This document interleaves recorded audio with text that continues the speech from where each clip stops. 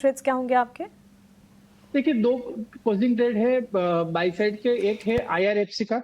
IRFC का अगर आप चार्ट स्ट्रक्चर देखें तो काफी स्ट्रॉन्ग स्ट्रक्चर दिख रहा है और आज स्टॉक के अंदर एक ब्रेकआउट देखने को मिल रहा है। मेरा मानना है कि अगर ब्रेकआउट कंफर्म होता है और यहाँ पर स्टॉक सस्टेन होता है तो यहाँ से काफी अच्छा रनअप देखने को मिल सकता है। तो आईआरएफसी में ये लेवल से मैं बाय रिकमेंड करता हूँ। नीचे की तरफ 139 का एक स्टॉप लॉस लगाना है, क्लोजिंग बेसिस स्टॉप लॉस है।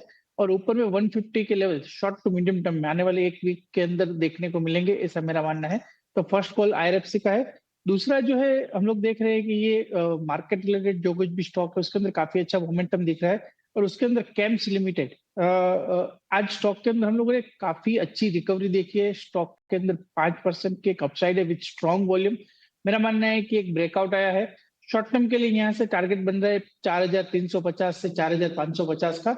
और ये हालांकि आज के दिन में ऑलरेडी 5% बढ़ चुका है। तो 2-3 पार्ट में एक्यूमुलेट करने की सलाह है 4150 से 4050 के बीच में। और 3980 के एक स्टॉप लॉस लगाना है। ऊपर में 4350 से 4550 के लेवल देखने को मिलेंगे। एक्सचेंज एंसिलरीज में आज अच्छा खासा एक्शन देखने को मिल ही रहा है। कैम्स के स्टॉक प्राइस पर निमेश शाह की राय 4350 के टारगेट्स और इसके अलावा 4550 4165 के लेवल्स है। यहाँ से और ज़्यादा तेज़ी पकड़ सकता है ये स्टॉक। और मार्केट प्लेटफॉर्म यानी कि एक्सचेंज एंसिलरी से जुड़े तमाम स्टॉक्स में आज अच्छी खासी तेज़ी है। Harish, good afternoon. इसी स्पेस से आपसे भी राय जानना चाहेंगे। CDSL के स्टॉक को देखें, 10% का जोरदार एक्शन दिख रहा है। BSE लिमिटेड में भी इनफैक्ट आज एंट्री अपॉर्चुनिटी भी दी BSE लिमिटेड ने, लेकिन आज के सत्र में ही 2735 के नए उच्चतम स्तर भी देखे हैं।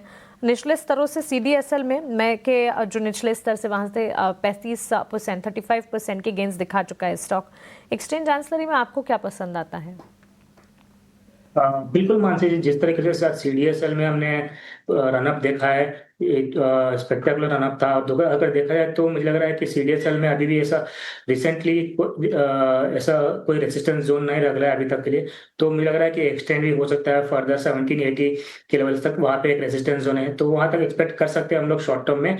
लेकिन ऐसा ओवरऑल सेटअप में कहीं पे भी वीकनेस नहीं है। अगर दूसरा चीज हम कंपेयर करते हैं तो BSE के साथ CDSL का अगर इस चक्कर में, तो BSE पहले ही रनअप कर चुका था, जो CDSL अभी फॉलो अप बाइंग दे रहा है।